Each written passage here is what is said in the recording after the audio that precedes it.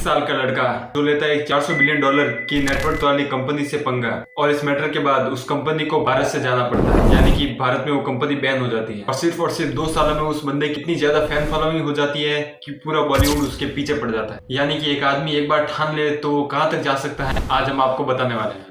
तो दोस्तों, आप समझ गए होंगे आज हम किसके बारे में बात करने वाले हैं। आज हम बात करने वाले हैं जिसने टिकटॉक को आउट ऑफ इंडिया करवाया है। नमस्कार दोस्तों, मेरा नाम है बोम और आज का हमारा टॉपिक है carry Minati. You cannot change. You will always be a monster.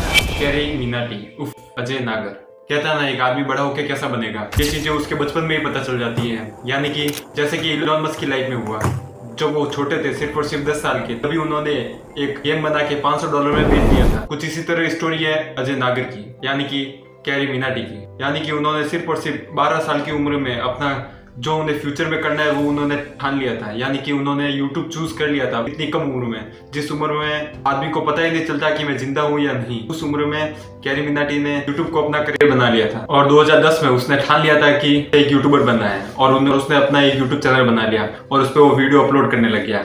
और इसी के साथ कैरी मिनाटी का करियर शुरू हो चुका था और उसको पता नहीं था आगे जाके इसका क्या होगा, वो पैसे वाला बनेगा या फिर उसको उससे पैसे मिलेंगे, या फिर ये यूट्यूब ज्वाइन करना कोई वर्थ भी है या फिर वर्थलेस है। ये सब क्वेश्चन उसके दिमाग में भी उठे थे, लेकिन उसका माइंडसेट थोड़ा अलग था। यूट्यूब करना उसका काम नहीं था, यूट्यूब पसंद करना उसका पैशन था, इसीलिए वो इस पर डटे रहे और टिके रहे। और 2010 से ही कैरी ने यूट्यूब पे वीडियो अपलोड करना शुरू कर दिया। उसके पास एक छोटा सा सैमसंग का कैमरा था, उससे वो वीडियोस बनाता था, यानी कि शूट करता था और उसको अपने यूट्यूब चैनल पे अपलोड करता था। यानी कि शुरू में उसने फुटबॉल की ट्रिक्स सिखानी शुरू की, साइकिल के वीडियोस, यानी कि साइकिल कैसे चलाते इस टाइप के कुछ कंटेंट डालने लगा। और उसने ऑलमोस्ट दुनिया के लगभग सभी कंटेंट उस वक्त ट्राई कर लिए थे, लेकिन धीरे धीरे वो हार नहीं मानी, वो करता गया। लेकिन सिर्फ और सिर्फ 10 साल की उम्र में ये सब करना बहुत ही बड़ी बात है, जो कि वो कर रहा था। 2014 तक तो कैरी इस यूट्यूब को फन की तरह ले रहा, लेकिन 2014 के बाद उसने यूट्यूब को थोड़ा सीरियस लिया और यूट्यूब पे अपना एक चैनल बनाया जिसका नाम रखा एडिक्टेड A1।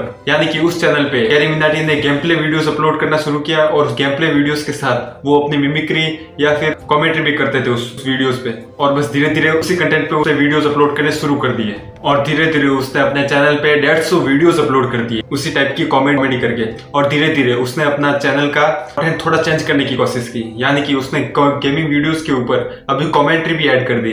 यानी कि कमेंट्री में वो मिमिक्री करता था। किसकी मिमिक्री? कभी सनी देओल की, कभी कभी ऋतिक रोशन की, ऐसे करके वो मिमिक्री करके गेमिंग वीडियोस को कुछ इंटरेस्टिंग बना देता था और ये कंटेंट थोड़ा बहुत चलने लगा उसका। लेकिन उसने ये वीडियोस भी बना के ट्राई किए मिमिक्री वाले। और एक फॉरेन कंट्री का यूट्यूबर है जिसका नाम लीफी इज हियर, उस वक्त कैरी उसको बहुत ही ज्यादा फॉलो करता था, यानी कि उसके वीडियोस देखता था। Leafy is here is a content creator of foreign. उसका ये कंटेंट रहता था कि वो उस वक्त रोस्टिंग करता था, यानी कि जो कैरी मिनाटी अब कर रहा है वो पिछले 7-8 साल पहले करता था। यानी कि उसको कॉपी करके कैरी मिनाटी ने इंडिया की जनता ने, जिसने रोस्टिंग नाम सुना भी नहीं था, लेकिन लीफी इज हियर को फॉलो करके कैरी मिनाटी ने जब रोस्टिंग इंडिया में लाई, तभी से रोस्टिंग कंटेंट को एक अलग ही पहचान दे दी। यानी कि कैरी बन गया रोस्टिंग कम्युनिटी का किंग और वो धीरे धीरे यूट्यूब पे रोस्टिंग वीडियो अपलोड करने लगा है, वो भी फेस कैम के साथ। और वो धीरे धीरे इसी कंटेंट यानी कि रोस्टिंग पे वीडियोस अपलोड करना शुरू कर दिया। और उसी वक्त भुवन बाम, जो कि उस वक्त के सबसे टॉप क्रिएटर में से एक थे, यानी कि वो उनके वीडियोस पे काफी ज्यादा व्यूज आते थे और वो सबसे ज्यादा पॉपुलर क्रिएटर थे यूट्यूब के 2016-17 टाइम के। इसलिए कैरी मिनाटी का इसी बात का फायदा उठाते हुए एक भुवन बाम पे ही रोस्टिंग का वीडियो अपलोड कर दिया। यानी कि भुवन बाम को बुरी तरीके से अपने वीडियो के अंदर रोस्ट कर दिया। भारत की जनता के लिए रोस्टिंग एकदम नया कंटेंट था, इसलिए भुवन बाम के फैंस कैरी मिनाटी पे बहुत गुस्सा किए। और इंडिया में किसी को पता नहीं था कि रोस्टिंग सिर्फ और सिर्फ एंटरटेनमेंट के लिए होती है, इसी कारण कैरी मिनाटी को काफी ज्यादा गालियां खानी पड़ी। लेकिन जब भुवन बाम ने कैरी मिनाटी वीडियो के अंदर एफर्ट से उनको पसंद किया और सपोर्ट भी किया, जिसके कारण भुवन बाम की काफी ज्यादा ऑडियंस कैरी मिनाटी की तरफ जाने लगी।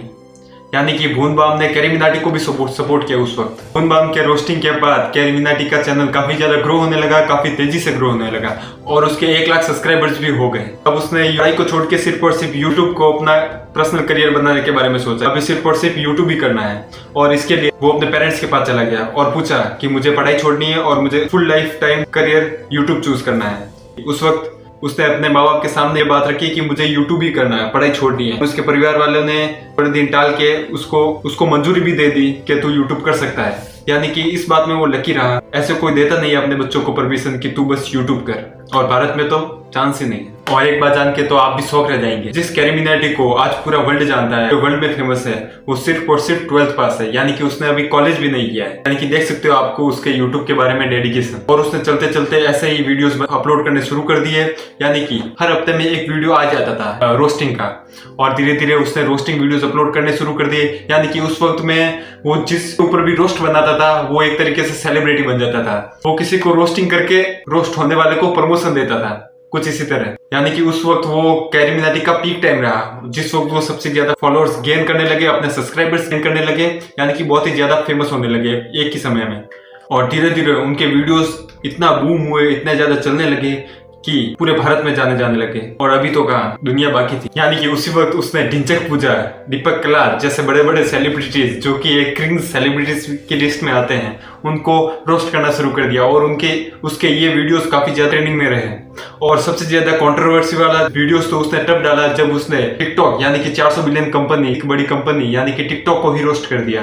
टिकटॉक के ऊपर जो भी टिकटॉकर्स थे, उनमें से एक बड़े टिकटॉकर ने एक वीडियो अपलोड किया था, जिसके अंदर वो यूट्यूबर्स के बारे में कुछ गलत सलत बोल रहा था। इसके ऊपर इनकी रिक्वेस्ट के कारण कैरी मिनाटी ने एक वीडियो अपलोड किया, और उस वीडियो में जो कैरी मिनाटी ने बोला है, जो उत्तर दिया है, वो काफी ज्यादा डेंजर था। यानी कि जिस लिमिट में वो टिकटॉक को रोस्ट किया था, वो शायद उसका पीक रोस्टिंग रहा होगा। यानी कि इसके आगे तो खाई है। और कुछ इसी तरीके से कैरी मिनाटी आज भी, उसको पता नहीं था कि वो आगे जाके क्या होगा क्या नहीं होगा, बस वो वीडियो अपलोड करता रहता था। और आज वो एक ऐसे लेवल पे है जिसमें वो बॉलीवुड मूवीज, यानी कि टॉम क्रूज जैसे बड़े बड़े सेलिब्रिटीज से मिल रहा है और बॉलीवुड मूवीज में आ रहा है, जो कि बहुत ही बड़ी बात है। और ऐसे ही आगे बढ़ता जा रहा है। तो कुछ इस तरीके से थी कैरी मिनाटी की स्टोरी, यानी कि लाइफ स्टोरी, जिसके बारे में आज हमने बात की।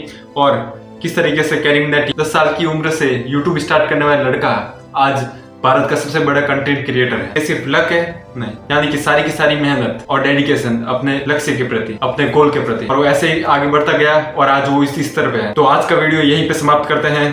तो कैसी लगी आपको कैरी की स्टोरी? और ऐसे ही हम वीडियोस और भी अपलोड करते रहते हैं, तो हमारे साथ बने रहिए। और अगर आपने हमारा चैनल सब्सक्राइब नहीं किया है तो सब्सक्राइब कर देना, बेल आइकन ऑन कर देना, ताकि ऐसे वीडियो सबसे पहले आप तक। और तो और कमेंट में जरूर बताना कैसा लगा कैरी का इंटरव्यू, जो कि विदाउट कैरी था। और आज के लिए बस इतना ही, मिलते हैं अगले वीडियो में, तब तक के लिए बाय बाय।